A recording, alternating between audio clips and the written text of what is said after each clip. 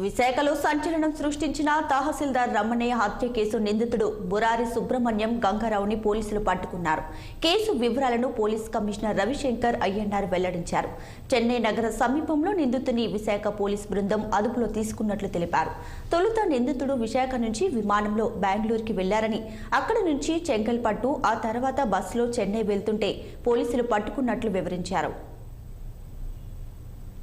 Visakhapatnam rural MRO Ramanaiah గారి మర్డర్కి సంబంధించిన అక్యూజ్డ్ని మా team with the help of Chennai police arrest చేయడం జరిగింది. ఎక్కడ అంటే మొన్న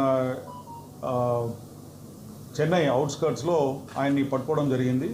సో ఈయన ఇక్కడ నుంచి మళ్ళీ బెంగళూరు వెళ్ళి బెంగళూరు ఫ్లైట్లో అక్కడ బెంగళూరు దిగిన తర్వాత అక్కడ ప్రత్యేకంగా ఏరోస్టెస్ అడిగిందట, ఇట్లా ఈ మనిషి ఎవరైతే ఉన్నారో ఈయన బెంగళూరు వెళ్తున్నారు కాబట్టి ఇక్కడే కూర్చోండి అని చెప్పడం వల్ల ఈయనకు మళ్ళీ అనుమానం వచ్చేసి ఏం చేశారంటే బెంగళూరులోనే ఫ్లైట్ దిగిపోయారు.